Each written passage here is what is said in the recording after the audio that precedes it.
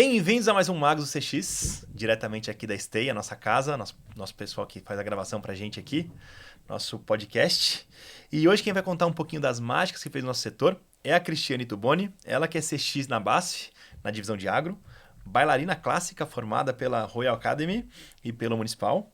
Já morou no México, na França. Cris, muito obrigado por ter aceitado o convite. Queria que você começasse contando um pouquinho da sua trajetória para todo mundo te conhecer. Eu que agradeço. Obrigada aí pela oportunidade, pelo convite. Sim, bailarina clássica, né? Então, acho que eu fiz 14 anos de balé durante a minha infância inteira e adolescência. Me formei no Royal, me formei pelo Municipal. E isso me trouxe várias bagagens. Mas quando eu me formei, eu me dei conta aí de que, olhando para o mercado brasileiro, vamos estudar, né? E aí eu entrei no curso de Engenharia Agrícola, na Unicamp. Foi aí que eu entrei nesse mundo agro. Depois que eu me formei, eu trabalhei por 8 anos numa empresa de pesquisa de mercado focada no agro, né, que chama Kleffmann, onde eu tive a oportunidade de, além de trabalhar no Brasil, no time do Brasil, trabalhei também por 3 anos no México e 1 ano na França, né? E foi lá na França que meu filho mais velho nasceu, né? Então, o Vitor, ele é nascido na França, é brasileiro, né? Tem cidadão brasileiro, mas ele é nascido lá na França.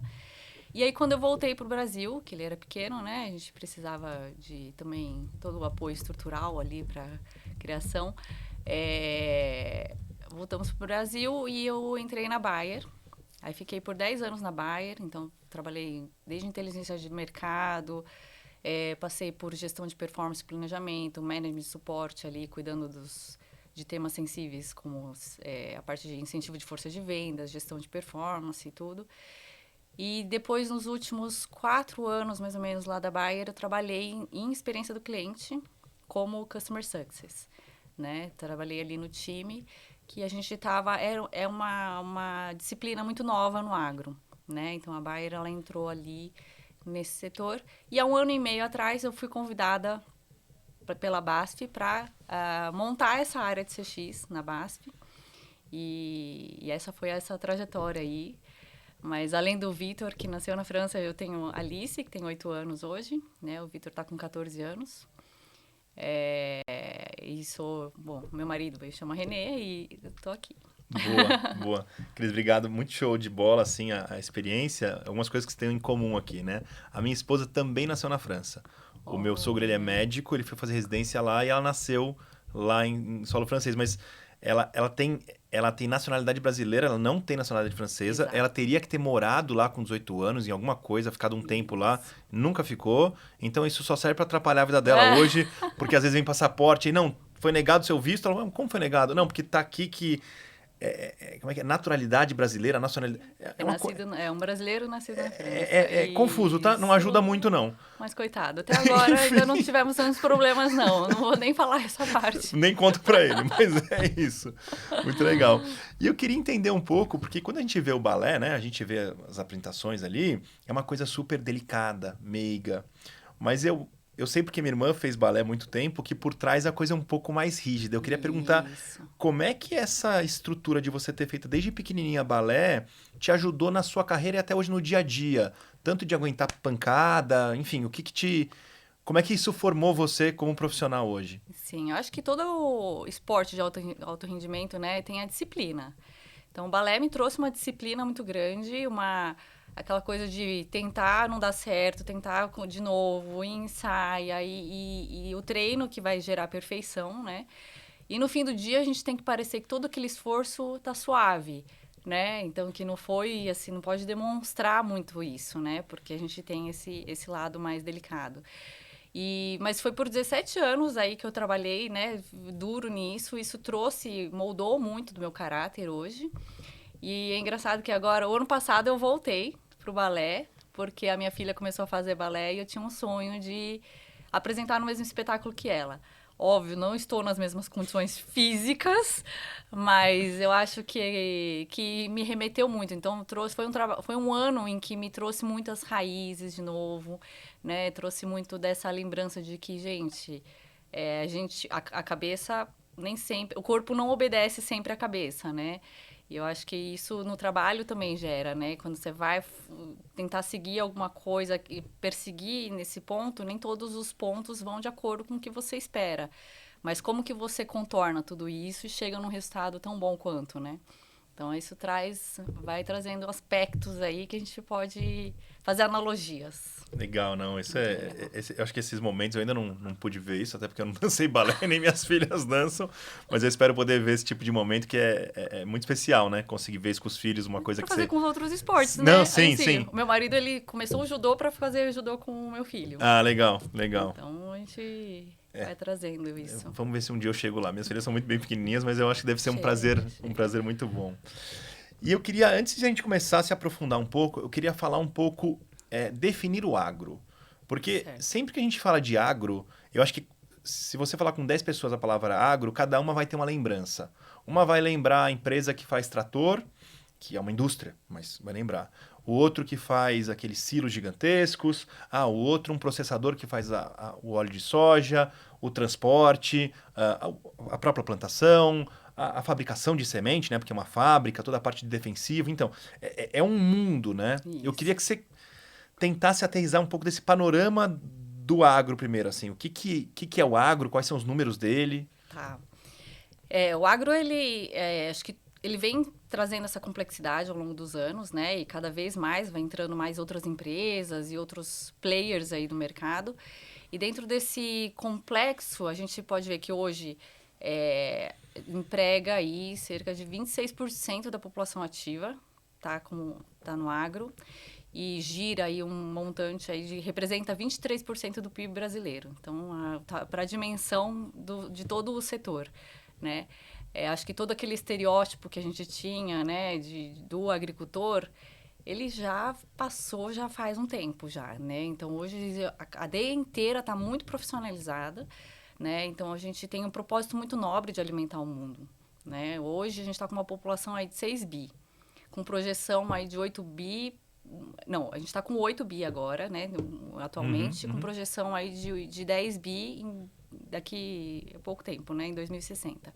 Então, gente, o crescimento da população vem sendo bem alavancado, bem, né, forte. E como que a gente vai alimentar esse mundo com a mesma terra que a gente tem? Não tem como a gente fazer sem a tecnologia, né? Então, trazer a inovação, a tecnologia para produzir mais praticamente o mesmo território, é o desafio do agro, né? Então, por isso que tem aí toda essa cadeia complexa que vai se juntando e que é a beleza disso, né? Eu acho que como que a gente chega nesse propósito super comum de ter o agro, né? Você sabe que existia talvez um economista, não sei como descrever ele, chamado Malthus. Acho que era Thomas Malthus o nome dele. Inclusive o Thanos de algum filme de super-herói lá, que é o cara vilão, é exatamente Malthus ao contrário, né? E esse cara dizia exatamente isso. Ele falava assim, é, existe uma quantidade ideal de pessoas para se beneficiar de um tamanho de terra. Então, sei lá, 1.000 metros quadrados, tem as árvores todas. Se eu tirar uma maçã por dia, ele vai sobrar maçã. Se eu tirar 10 maçãs por dia, ok, eu consigo tirar as 10, ele vai dar mais maçãs. Mas depois da 11ª, a gente começa a depredar aquele lugar e a gente vai acabar com o mundo. Por isso, a gente deve controlar a população mundial. Esse era o discurso Uhum, dele para ser um cara exato. meio higienista. E aí, o agro vem e prova exatamente o contrário. Se a gente pega a produtividade de um alqueire de terra aqui no Brasil, ou em qualquer lugar do mundo, há 30 anos atrás, era ridiculamente menor. E como a gente cada dia está mais sendo produtivo. Esse é o Isso. grande lance, né? Você consegue nem desmatando outras coisas. Como é que eu vou fazer como é que eu vou extrair, já que eu estou de certa forma, não é agredindo, mas eu estou interferindo na natureza ali, como é que eu falo ela ser mais produtiva para que todo mundo se beneficie disso? Porque no final, todo mundo come e Isso, precisa do agro para viver. Não, é o Então, principal objetivo. Como ser mais eficiente, eu produzir mais, mas sem perder o caráter de sustentabilidade, porque a gente precisa deixar com que ele seja ainda, né, por muitos anos. uhum, E a parte de segurança alimentar, né? Então, tem uma série de regulações também em cima disso, que não é tão nova, mas ele está mais presente, né, dentro do agro. Então, essas regulações são super importantes para conseguir preservar o ambiente para o futuro. Eu também entendo que o pessoal fala, não, tem muita gente que é meio... Loucura, para mim, é meio contra o agro. Eu sou totalmente a favor. Porque, assim, vai numa fazenda, vê se tem algum lago sujo. Eu nunca vi algum produtor, alguém que é dono de uma propriedade, sujar o próprio lago. Agora, vai num rio que é de todo mundo, né? Que é o coletivo. Tá tudo sujo. Então, assim, eu acho que a gente toma muito mais conta daquilo que é nosso. Ninguém quer depredar nada. Ninguém quer, não, vou tirar o máximo possível da terra esse ano e ano que vem que se exploda. Muito pelo contrário. Eu vejo os produtores mais modernos e muito mais tecnológicos investindo um caminhão de dinheiro para aquela terra ser perene e ser mais produtiva ao longo do tempo. Então, exatamente. Acho que tem algumas coisas que se falam por aí que são meio na contramão da verdade do que acontece hoje com o agro. Enfim. Agora, entrando um pouco, então, que a gente definiu um pouco o setor, deu alguns números, né? Como é que eu entendo o CX assim, de maneira super simples? CX é melhoria contínua. A diferença é que eu pego o insumo do que o cliente está falando e transformo em projetos internos para evoluir processos e tecnologias ali para atender melhor o cliente. Assim, de maneira simples. Dito isso, o que você vê que tem de diferente num CX de uma empresa de agro das empresas não do agro, vamos dizer assim? Tá. Olha, eu trabalho hoje na BASF, Tá. né? A BASF foi uma das pioneiras aí, ela tem 160 anos de existência. Caramba. Então, foi uma das pioneiras dessas empresas de inovação. E para durar 160 anos, ela tem que se adaptar, né? Então, o agro veio evoluindo e ela foi se adaptando conforme foi o mercado, as necessidades do agricultor e trazendo. Não foi só sorte, que não ia chegar a tanto tempo, né? 160 anos de sorte, tem uma coisa... algo tá errado aí, né? Então, tem essa adaptação. Então, quando a gente traz o CX para o agro, você vê que ele sempre existiu. Tá. Talvez não com esse nome nessa área, porque ele sempre teve que se adaptar e sempre teve que ter um olhar para o agricultor, né? O que é um pouco, talvez, diferente da grande parcela, não de todas, é a relação de proximidade que a gente precisa ter com o agricultor. Tá bom. Né? Que acho que o agricultor ainda espera que a gente tenha muita proximidade com eles. Então, a gente tem todo o time comercial, eles têm bastante proximidade e a gente tem também um entendimento do time, né, de escritório, vamos dizer assim, também muito grande do agricultor, né, das necessidades e de toda a cadeia, porque não é só o agricultor que a gente depende, tem toda a rede de distribuição, a gente tem que estar ali tudo alinhado, né? Então, aí eu brinco, falo assim, gente, eu só entrei montar essa área dando nome para as coisas que já existentes que acontecem, né? Então, acho que a cultura de centralidade no cliente, ela sempre existiu. Legal, porque assim, o que eu entendi muito, de forma até, pode ser preconceito meu, tá? Se a gente pega empresas muito grandes, vamos pegar uma Siemens da vida. A Siemens, o grande lance, o grande benefício dela, como ela cresceu até então, foi criando produtos incríveis para uma parte muito mais tecnológica. Então, assim, não tinha como eu ouvir o eletricista, porque ele nem sabe o que eu preciso criar. Sim. Eu precisava de técnicos, então eu precisava olhar para dentro para criar esses produtos todos, disjuntor e tudo aqui que eu faço com maestria, eles e vários outros, mas só como exemplo aqui, né? Então, a empresa ela nasceu de uma maneira muito centrada no produto. E aí fazia produtos incríveis e aí o mercado olhava e falava assim, puta, eu quero esse disjuntor aqui porque ele... Ou da WEG ou qualquer outra, tá? Eu vejo dessa forma. O que você está me contando é, vocês não tiveram nem essa opção. Já é intrínseco ao negócio de vocês sempre estar próximo do cliente. Sim. Isso realmente é diferente. Porém, o posicionamento nosso, ele era voltado ao produto. Tá bom. Mas vocês estavam próximos. A gente estava próximo, mas sempre foi posicionado falando que temos produtos inovadores. Tá bom. Mais tecnológicos, Isso. Sim. O posicionamento virou a chave com a partir de assim, vamos entregar agora, deixamos de ser fornecedores de insumos, agora somos provedores de soluções tecnológicas integradas. Tá. É bem recente. Tá bom. Tá? Por aí, 5, no máximo 10 anos aí no agro.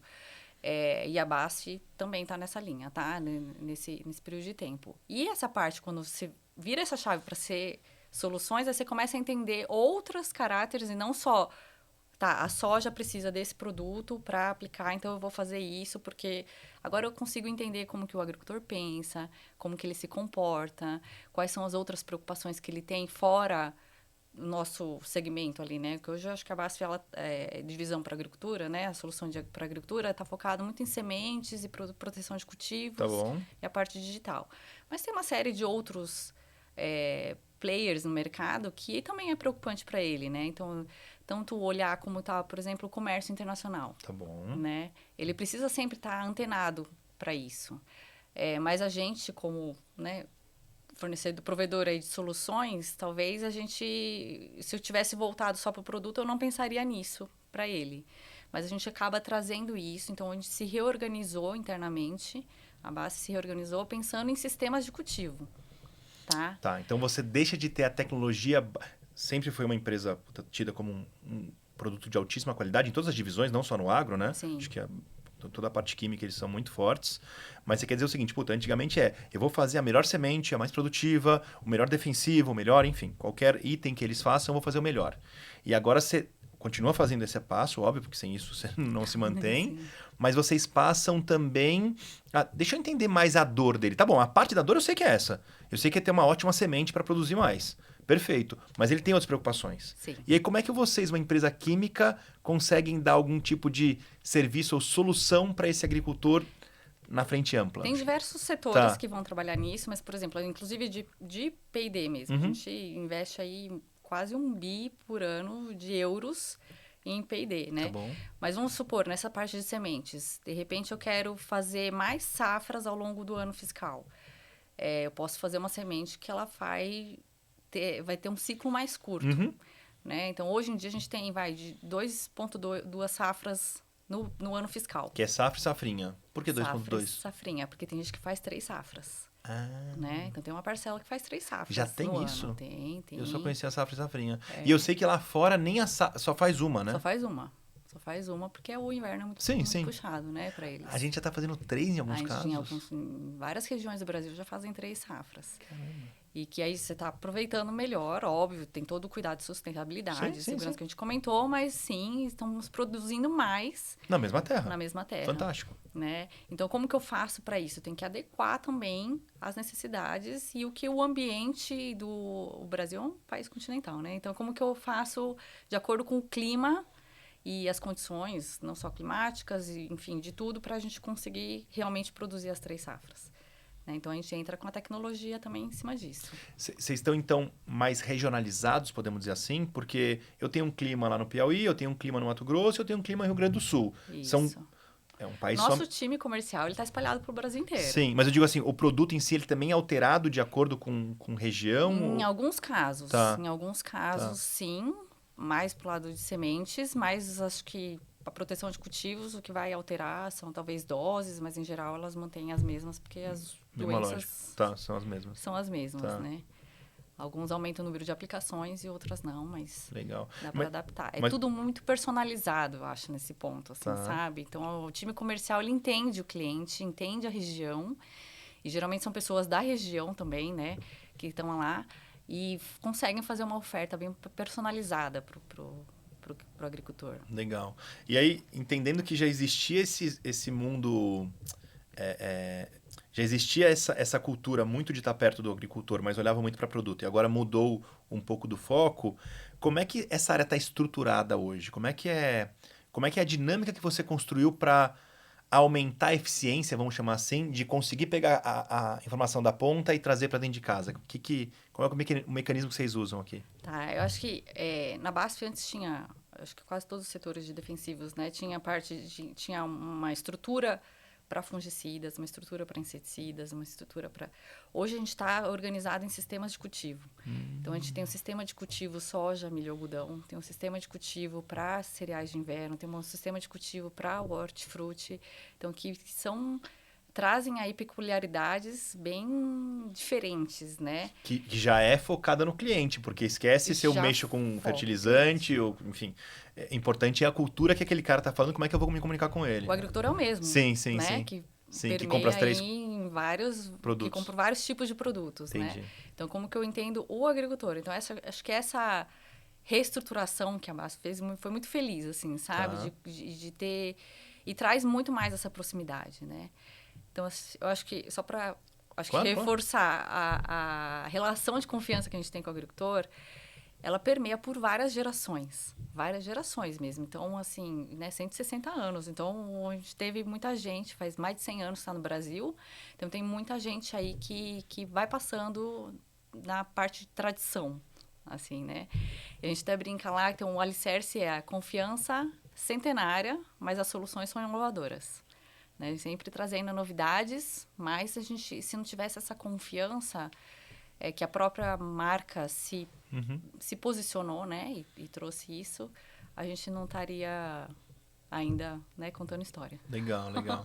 Então a primeira coisa foi a mudança por cultura e não mais por área interna. Ou seja, eu paro de olhar para dentro, de como a gente se organiza aqui, e começo a olhar como o cliente me enxerga, né? Sim. Tá. E de sistema, o que vocês têm de, não sei, de áreas ou de ações que vocês fazem para de fato capturar essa informação? Porque uma coisa é quando eu tenho um call center grande, que eu recebo bastante ligação, eu consigo já pegar bastante informação ali. A outra é quando, pô, eu tenho muito time de venda na ponta, espalhado no Brasil inteiro. Como é que você faz essa dinâmica para conseguir extrair desse vendedor que está na ponta essa informação, reunir tudo e tentar transformar ela em... Fazer com que todo mundo trabalhe na mesma direção, né? Então, a gente tem um CRM bastante robusto e complexo. Bastante complexo. Tá. Então, ali a gente quer sempre alimentar com o máximo de informações. E desde que eu entrei, né, 1 ano e meio na BASF, a gente fez um reshape aí do Voice of Customer. Tá. Então, eu não coleto mais só o dado por coletar, a gente realmente faz toda a tratativa.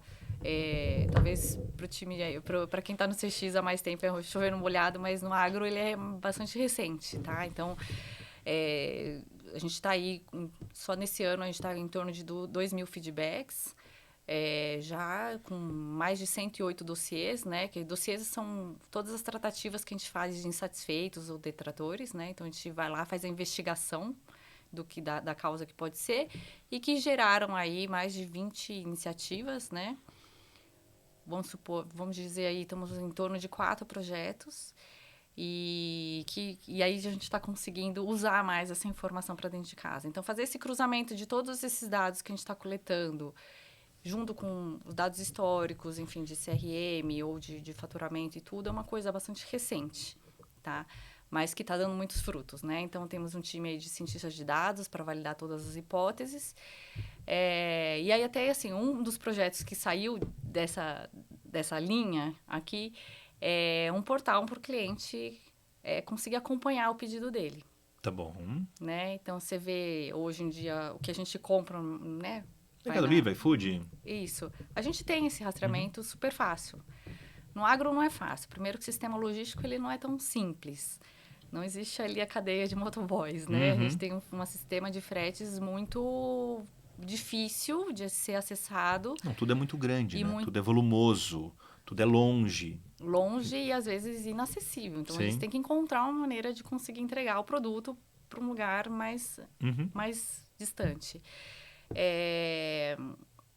Então, tudo isso gera essa complexidade e trazer essa transparência desse dado para o cliente, ela é super nova, né? E que a gente talvez não todas as gerações recentes vão usar ainda, porque a gente tem também diferentes perfis de agricultores, mas com certeza os mais early adopters aí, com certeza vão usar.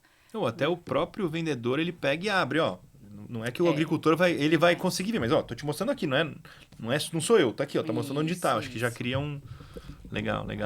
E esse projeto foi super... novo, isso, né? E foi bacana. Bom, tá sendo, não sei quanto tempo vocês estão. Tá sendo. Então, hoje, os clientes que já têm acesso a esse portal são nossos clientes prioritários, né? A gente está ainda... Em teste. Nessa fase, mas já tá extraindo bastante frutos legais, assim. Legal. Falando em case, como é que... Vocês ganharam um case ali no ConaRec, né? Eu queria que você contasse um pouco do case, explicasse aqui como foi o prêmio, enfim, contar esse todo. O prêmio não foi em cima de cases, foi em cima de opiniões do mercado, né? Perdão. Mas a gente só conseguiu esse prêmio do ConaRec na categoria de indústria, acho muito pela estratégia que a gente vem colocando, né? Então, assim, tem uma estratégia do global, que é bastante parruda, tem bastante coerência aí com todas as disciplinas que a gente olha também de benchmarkings do setor, do que eu digo de CX, tá? Uhum. Que a gente conseguiu aplicar pro agro, né? Então, fazer essa tradução não é tão óbvia, mas eu acho que todo o time do Global foi foi muito exitoso, assim, conseguir fazer essa tradução para o agro. E a gente vendo que essa estratégia está no caminho certo e ganhar esse prêmio, é uma garantia de que a gente está no rumo certo, né? Então, falou assim, isso é super legal. E isso foi um prêmio, imagina, há 1 ano e meio a gente reformulou tudo e o mercado já está vendo que a gente está caminhando, né? Então... Legal. Você falou um ponto interessante também aqui. Quando, de novo, uma empresa centenária, super inovadora, de ponta, que geralmente está, a gente está, né, é top, está aqui em cima. Quando você fala em trazer coisas, por exemplo, de uma indústria completamente diferente, do Mercado Livre, do iFood que a gente falou aqui, ou de outras indústrias, não causa um choque interno? Causa. Pô, você está comparando a minha semente com um hambúrguer? Não sei. Imagino que deva ter algum tipo de... Não sei, né? As pessoas devem... Não sei, eu queria escutar de você. Não, causa. Assim, faz 20 anos que eu me formei, né? Que eu tô no mercado agro. Era inconcebível isso antigamente, assim, sabe? Eu trazer, gente, o mercado agro é quem tá no agro, quem nasceu no agro e quem sempre esteve no agro. Trazer esses benchmarks, esses outros olhares, causa estranheza, mas cada vez mais está mais comum, né? Eu acho que muito alavancado pela pandemia. Tá bom, né? Ela facilitou um pouco isso. Porque as pessoas foram obrigadas a ter o acesso de um tipo de consumo que talvez não estava para 100% da população. Isso meio que foi, compra pela internet e essas coisas assim. E aí teve acesso a alguns serviços, né? Alguns olhares de que antigamente não tinha. Mas o próprio agricultor, mesmo ele estando ali em diversas regiões do país, ele também teve acesso a isso. Ou seja, quando o agricultor começa a ter uma interface ali com o Nubank da vida, um aplicativo fácil de mexer, o filho dele pediu um iFood, comprou um negócio no Mercado Livre, chegou aqui no começo. A primeira vez que eu comprei, foi na Magazine Luiza, inclusive, a primeira vez, eu comprei numa sexta-feira à noite. Sei lá o que era que eu comprei. Sábado de manhã tocaram a campanha em casa. Foi uma época dessa virada que teve. Eu falei, não abre, é roubo. Não pode ser. Não, qual é a chance? Eu comprei ontem à tarde. É loucura, mas aquilo impacta. E engraçado que também, em pouco tempo, quando não chegava rápido, eu já ficava incomodado. O que antigamente, para mim, chegar em 5 dias, eu estava super tranquilo. Ou seja, o que eu quero dizer é, com certeza, se eu fui impactado, o empresário agro, o filho dele, né? A filha, a mulher, enfim, quem quer da família ali, foi também impactado. Sim, sim. Então, o que causava estranheza no começo, eu entendi. Essa coisa, tá. E trazer, falou assim, a gente precisa trazer um caráter encantador, sei lá, da Disney. A rapidez e a transparência de empresas como iFood, Tá. E a gente trazer essas inspirações, falou assim, cara, a gente está no agro, às vezes não é assim que funciona, né?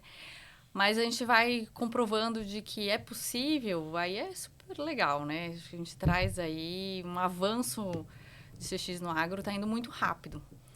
Eu até brinco assim, porque quando a gente compara uns 10 anos atrás, mais ou menos, comparava, né, como que estava o CX no mercado de consumo, nós como consumidores da capital, versus o agro, a gente tinha uma defasagem, aí vai colocar uns 10 anos de diferença.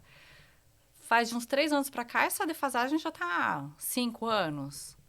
Arriscando muito. Então, assim, eu entendi o ponto. Isso vai chegar muito próximo da amanhã, entendeu? Então, a gente tem que acelerar e trazer esses cases e trazer essas inspirações mesmo para a gente transformar, né? Mas o mais maluco, eu pergunto isso porque eu fico me perguntando também, tá? Eu pensando em outras indústrias também, mais B2B, mais tradicionais, no final é a mesma dinâmica. Como é que... Legal, o pessoal interno tem aquela resistência e tal, mas depois começa a entender, começa a implementar, ganha prêmio, todo mundo fala, pô, então a Cris é meio doida, mas não é tão doida assim, faz sentido o que ela está fazendo.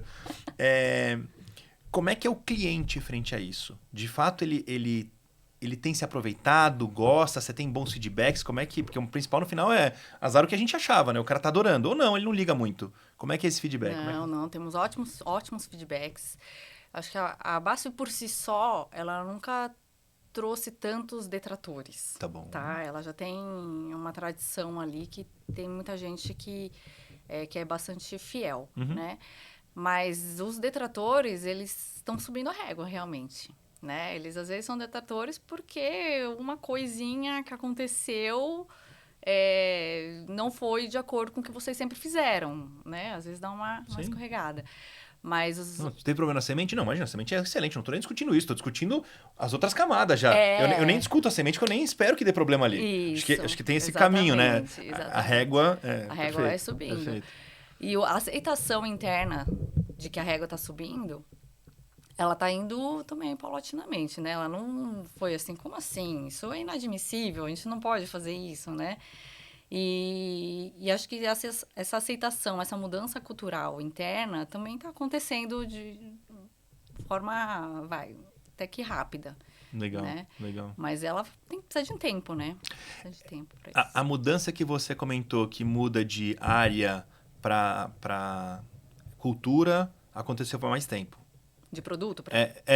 De produto para foco do fornecedor, do cliente ali. Isso. Aconteceu já faz uns 5 anos, essa estrutura já mudou. Isso. Tá. Aí já começa uma mudança, então... E é legal, porque você vai vendo a criação de áreas de CX em outras empresas, assim, sabe? De fertilizantes.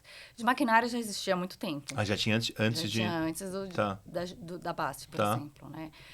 Mas tem outros setores que estão começando a ter esse olhar também. E é muito interessante. A gente já falou assim, cara, agora sim, acho que a gente vai conseguir ter um outro olhar diferenciado, assim, pro agro, sabe? Legal. E trazer, na verdade, assim, não é um olhar diferenciado porque a gente sempre olhou, mas trazer métodos, né? Então, esses métodos que a gente acaba trazendo, por exemplo, o Voice of Customer, trazer esse programa de escuta estruturado para o agro, ele é bastante recente, mas na BASF, no setor de proteção de cultivos. Mas para máquinas já existe há muito tempo, desde quando eu comecei, há mais de 20 anos. Né? Tá, já existia de uma forma essa voz do cliente deles lá, né? E acho que outros setores da indústria também estão olhando para isso, né? Então, o agricultor também vai levando a régua dele, né? Ele vai sentindo que tem outros serviços que estão vindo que poderiam ser aplicáveis em outros setores, em outros players do mercado. Legal. E quando a gente fala do agricultor, também são mundos muito distintos. Tem desde uma pessoa que tem uma propriedade lá, 100 anos na família, né?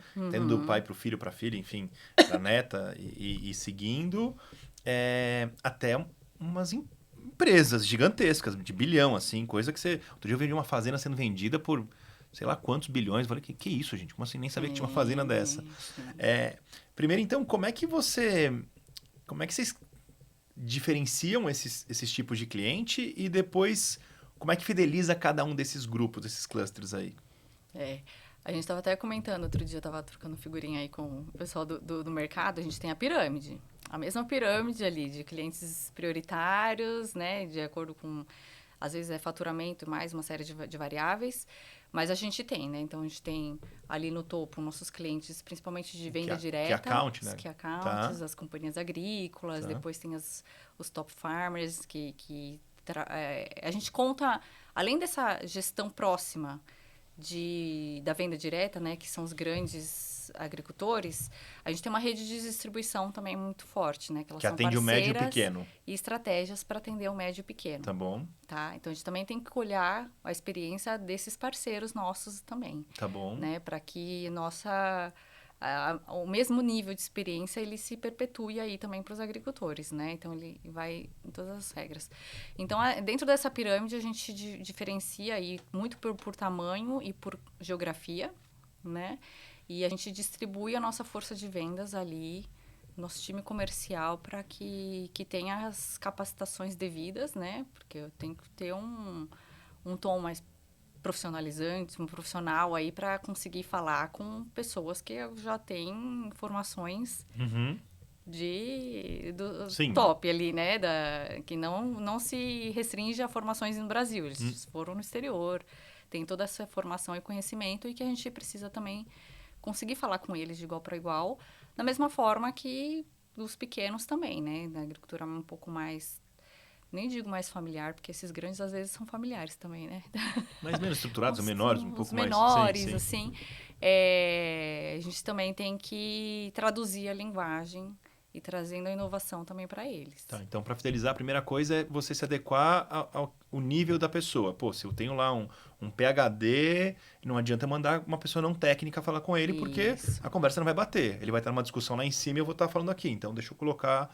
Então, esse é o primeiro passo de fidelização. O que mais vocês usam de ferramenta para... Isso. A tradução é assim, eu entendo o que é sucesso para o cliente, né? Tá, Que aí eu vou encontrar o que é sucesso para ele, o que é comum para o nosso sucesso, aí a gente consegue ofertar aí alguma coisa personalizada, né?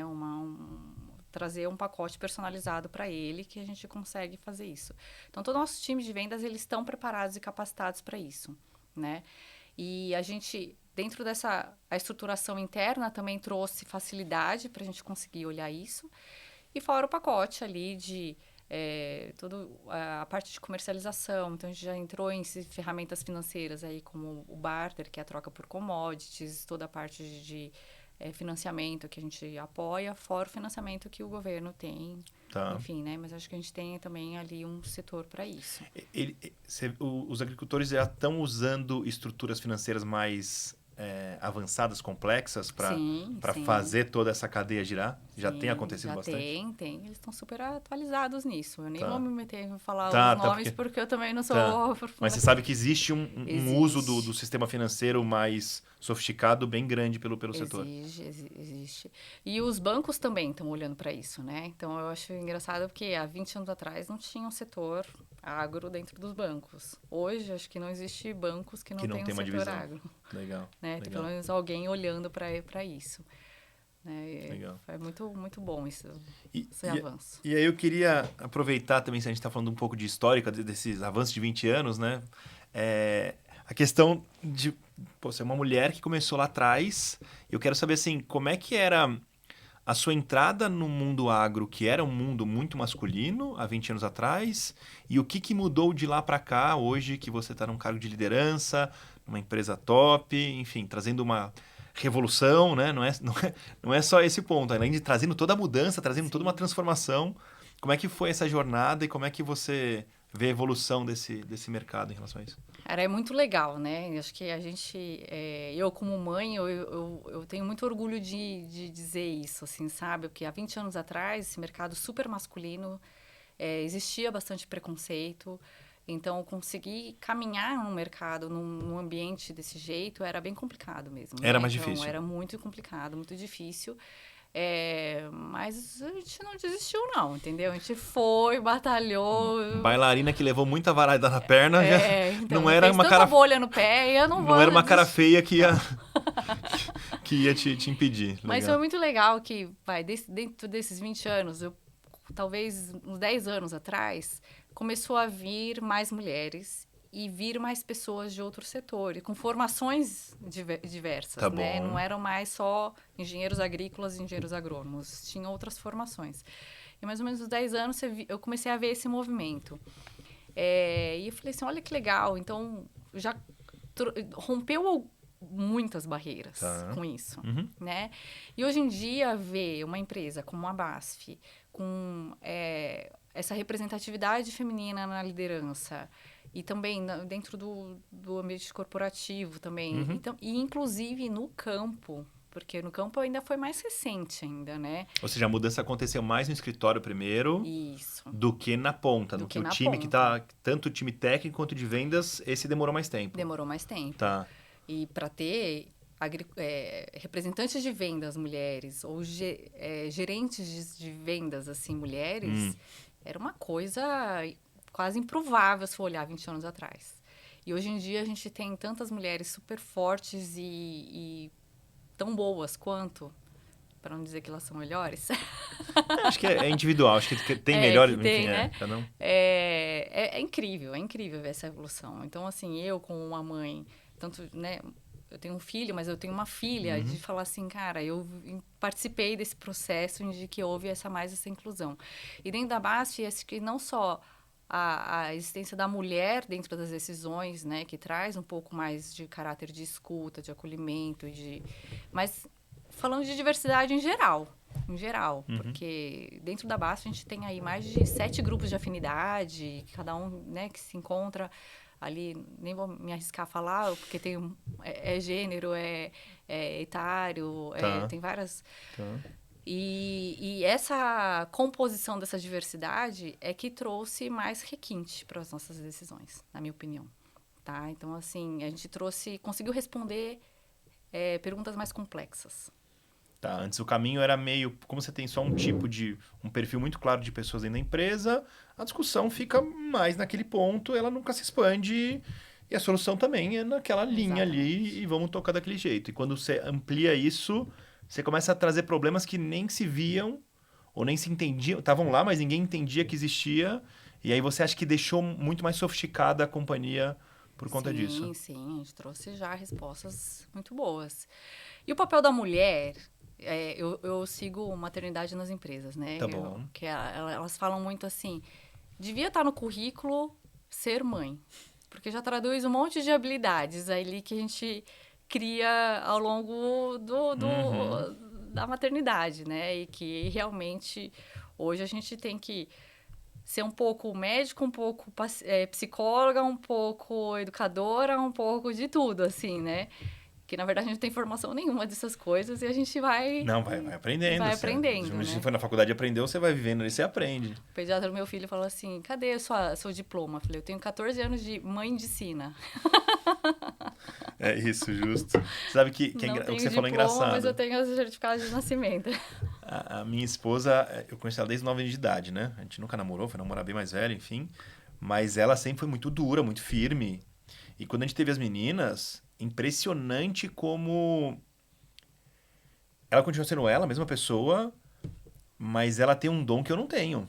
Eu já sou mais brutão, mais firme, e ela sabe levar as meninas, mesmo sempre sendo bravo. Eu falo, você não era assim? O que aconteceu?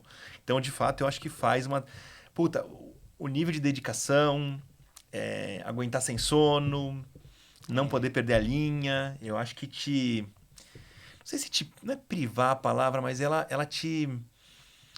Você não pode mais fazer o que você queria. Você tem muito mais...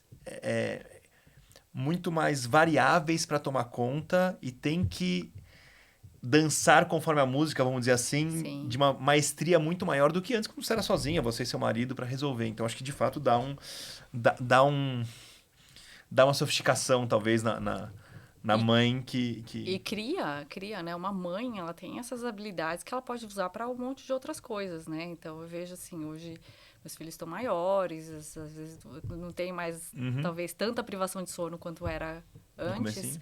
Mas eu aprendi muito, sabe? Eu aprendo todos os dias com eles. E esse aprendizado a gente pode usar para tudo, né? Para a vida e principalmente corporativa. Tem aquele... Eu não sei se você já viu, tem um treinamento chamado Leader Training. Basicamente, você vai num fim de semana lá, eu nunca fui, mas eu sei como funciona mais ou menos. O que o pessoal faz, basicamente? Ele te priva de sono e vai te colocando em situações de estresse, que é muito para você ver no seu limite para onde você vai. Então, nada mais é do que, né, ser mãe no começo. Você já se testa, já se conhece, e já vê que, puta, eu consegui vencer também uma situação dessa. Eu acho que te amplia... a mãe, de fato, é transformada num bom sentido aí para estar muito mais pronta para o mundo do que muito treinamento que... Por isso que devia estar no currículo, entendeu, gente? Mãe, sim, bom. Ponto. Verdade. Mãe, não, já faz sentido. entendi várias coisas aqui, só o fato de ser mãe. Mas você viu diferença você profissionalmente depois? Sim, muito? Sim, muito. Eu tenho mais empatia, eu acho, assim, sabe? Quando a gente lidera um time, a gente entende um pouco mais, tenta entender melhor como a pessoa funciona para extrair o melhor dela. Muito porque você teve que fazer isso com as crianças, é isso? Sim. Tá. E comigo mesma, né? Tá. Acho que mais comigo mesma, né? Tá. Do que com as crianças. Entendi. Porque as crianças, a gente cria para elas voarem, né? Tá. Mas comigo mesma, né? Então, como que eu faço dentro de tudo que eu tô agora, né? Todas essas condições, impactos positivos e negativos, como que eu extraio o meu melhor e vou conseguir dar no dia a dia? Aí eu olho para as pessoas também, a gente consegue olhar de um jeito diferente, assim, sabe? Bacana. E de celebração também, assim, sabe? Acho que a gente, como nesse lado mais materno, a gente celebra quantas conquistas que são talvez pequenas e que a gente faz uma super celebração. E aí você leva isso também pra... Por que a gente não faz isso no corporativo? Puta, eu sou péssimo nisso, cara. Né? Péssimo. Por que não? Porque precisa estar tudo perfeito, tudo 100%, precisa chegar na medalha de ouro. Sim, Sabe? entendi. Gente... Não, faz sentido. Se você souber prestar atenção, você extrai muita coisa bacana. Aproveitando o tema liderança, como é que foi para você fazer a virada de analista, não sei, o cargo não importa ali, mas de executora para tocar um time? Eu acho que é sempre uma coisa bacana e cada um reage de um jeito, mas eu acho que é um momento muito único ali, né? Onde a pessoa, pô, o que me trouxe até aqui, que era executar muito bem, não é o que eu tenho que fazer agora. E isso gera um conflito absurdo na gente. Sim. Então eu queria saber como é que foi esse... O meu foi bastante interessante porque eu fui... Olha, isso não estava no script. Mas foi quando eu me mudei para o México. Tá bom. Então, eu me mudei para o México para compor o time do México. Quando eu cheguei no México, na empresa Kleffman... Você ia executá-la, você foi para executar. Eu fui como gerente de projeto. Então, eu ia fazer projetos de pesquisa de mercado. Tá bom. Né? E lá não deu... lá, quando eu cheguei lá, tinham 3 pessoas só. Era o escritório do México. O gigante escritório do México. Eu falei, nossa, primeiro que já deu um baque, porque o Brasil, para a agricultura, sempre foi mais relevante. Então, sempre o time era muito maior. E chegar no México, eu falei, nossa, e agora? Cadê o resto do pessoal? Não deu 6 meses, o head lá pediu as contas. E eu falei, e agora? Aí o meu chefe, né, que cuidava da América Latina, ele chegou e falou assim, Cris, acho que é uma oportunidade para você. Eu falei, gente do céu, né, até então fui lá para trabalhar com os projetos, fazer as pesquisas. E eu tive que fazer ali, aprender na marra. Então, eu falo que eu fiz o MBA na prática antes de realmente fazer o MBA. Legal. Num país que não era o meu habitual, apesar de estar 6 meses e sou muito curiosa, então eu vou conhecendo muito a cultura, mas não é o meu habitual, sendo mulher no agro, naquela época, isso eu falo aí de uns 18 anos atrás, e com uma filial para cuidar. Tá. Né? Então, eu tive muito apoio, óbvio, né? Acho que a empresa ela é bem globalizada, eles me deram muito apoio para isso, mas tive que aprender na marra. Mas foi um susto. Tomei um susto. Tá. Então, tem vários aprendizados daquela época que estão marcados para sempre, assim, sabe? Então, quando eu saí do México, eu fiquei 3 anos no México, né? Quando eu saí do México... 2,5 você ficou na liderança mesmo da Isso. Tá. A gente já tinha aí uma equipe de mais de 90 pessoas. Cresceu absurdo. Né? Então, a gente fez até o turnaround, porque a gente estava ali em queda já, devendo funcionários, devendo algumas coisas, a gente conseguiu... Caramba, a operação tá... então a operação já tinha sido maior, ela tinha sido reduzida por conta de...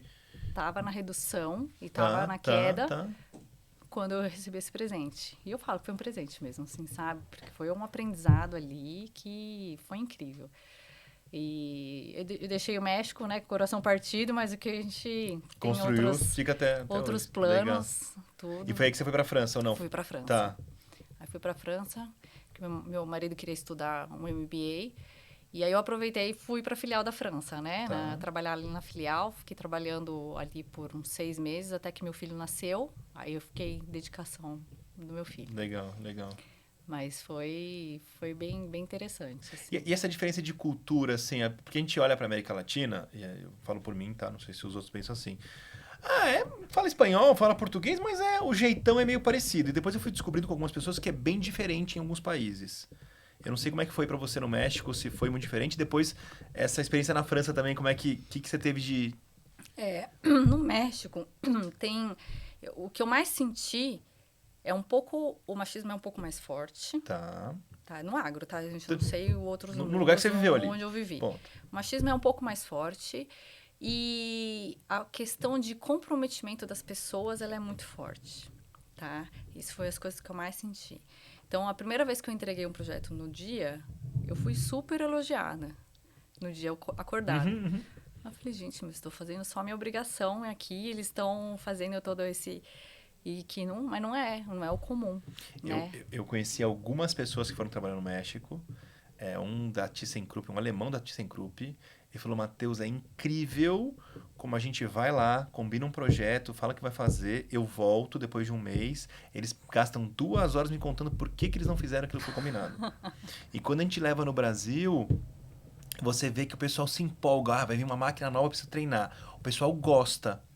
Tem um lance com compromisso, com não falar, com dar um jeitinho, não sei se é mais forte que aqui, eu não sei, mas eu já ouvi de alguns setores completamente diferentes, é o mesmo relato que você tá contando. Mas ao mesmo tempo, é um povo incrível, que eles são super acolhedores. Tá.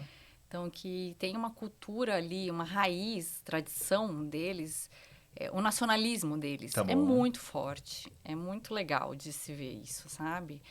E fora, acho que o que diferencia a grande parte disso aqui é a violência, né? A gente anda na rua ali, talvez não é tipo Europa, mas tem mais segurança. É bem mais seguro lá. que aqui. É mais seguro, mais Tá. seguro. Legal, legal. E aí quando você vai pra França, depois de Aí vou pra França, é uma outro cenário totalmente diferente, né? 3 anos, você acha que você virou um pouco mexicana naquele período? Ai, sim, eu morro de saudade de comida, morro de saudade de estar lá e eu quero ainda levar meus filhos lá. Legal. Não, mas eu digo assim, o seu jeito, você acha que mudou? Óbvio que depois você vai se adaptando, mas você acha que você virou um pouco mexicana no momento que você estava lá? Você se Sim. relaxou um pouco com o prazo, talvez, do que você seria aqui? Não relaxei, mas Tá. eu fui mais... Eu aceitei um pouco mais, Tá. talvez. Eu No fui um jantar. pouco mais tolerante. Tá. Coisas que eram inadmissíveis, eu falei assim, tá, agora a gente precisa aceitar que isso a realidade é essa, né? Então, como trabalhar em cima disso, da incerteza de que realmente vai receber. Que o prazo Que um prazo é mais ou menos, ali. um prazo aproximado, entendeu? Mas... E aí quando você chega na França, que eu acho que é bem mais certinho, como é que foi o... Aí eu voltei, acho que a França nesse sentido, de comprometimento, Tá. é muito parecido com o brasileiro. Tá. Mas eles são muito mais práticos, né? Então tem coisas assim que você não precisa, talvez, dar aquela volta, ter o bainho de todo mundo, de não sei o quê. Cara, faz uma coisa que funciona, que aí a gente já consegue dar andamento nesse projeto. Tá. Tinha menos necessidade de alinhamento, de convencimento de todo mundo com alguma coisa, Isso. talvez meio óbvio, não precisava ter o... Então eles são mais diretos. Tá. E sem... Às vezes é duro, Direto, entendeu? Às vezes tá. é bem direto e é duro. Mas... E a parte de acolhimento, assim, também não é latina, entendeu? Não é latina. Justo. Mas eu acho que eu morei numa cidade que chama Fontainebleau, que Você fica a foi fazer 70 SEAD, quilômetros. então. Sim, minha irmã morou lá. Meu marido foi fazer SEAD. Legal. E é uma cidade bem pequenininha, 70 quilômetros de Paris, que tem uma outra vibe, assim, é uma outra energia ali, né? Então, não é uma mega cidade em que tem todo mundo correndo, como Paris. Então, é uma cidade pequenininha em que a gente foi muito bem acolhido. Até mesmo pelo fato de eu estar grávida, de eles viram, né, o meu filho bebezinho. Então, é uma outra história de vizinhança que eu tenho memórias muito boas de lá. Eu lembro da minha irmã contando, né, era meu cunhado, que você vive muito esse ambiente do mestrado também, as pessoas, tá todo mundo nessa mesmo momento de vida, muito casal que vai junto, Isso, enfim, então isso. você cria uma comunidade meio que independente do local ali. Exato. Legal. E que eu tenho amizades até hoje. Até hoje a gente se encontra e, nossa, tanto no México quanto na França, nosso ciclo de amizades se mantém e cada viagem que a gente faz é para encontrar alguém, entendeu? Pelo mundo, tá espalhado pelo mundo. Legal, Isso é legal. muito, muito legal. Legal. E Cris, pra gente concluir aqui, que já tá chegando no fim, nem parece, mas vai rápido, o que você... Qual que é o seu desejo futuro? Aí, assim, você falou, né? O pessoal tá aqui, a gente tá aqui, mas daqui a pouco tá todo mundo subindo e a gente vai chegar lá. O que você, como profissional, gostaria de... Ou um projeto, ou implementar alguma coisa diferente, ou num estágio que é empresa de maturidade, enfim, o que você... Eu acho que a BASF ainda tem muito para avançar na maturidade. A gente tem uma jornada longa. Eu falo, que bom, né? Porque a gente Se não consegue tivesse, ter não as oportunidades. precisava dar crise aqui. Já estava feito. Já estava feito. Então, acho que quando eu conseguir enxergar que todo mundo usa mais todas as ferramentas e todos os processos que a gente está criando hoje dentro ali da empresa, né? Aí eu vou me sentir bastante satisfeita, realizada, assim, legal. sabe? Porque, na verdade, a gente está dando nomes e formas, processos para as coisas que elas são feitas. E dentro do Brasil, ela está bem desuniforme, né? Então, o time da força de vendas ainda sei lá, do Centro-Oeste ainda atua de uma maneira diferente do Sul. Uma parte é proposital, mas outra parte ainda não é.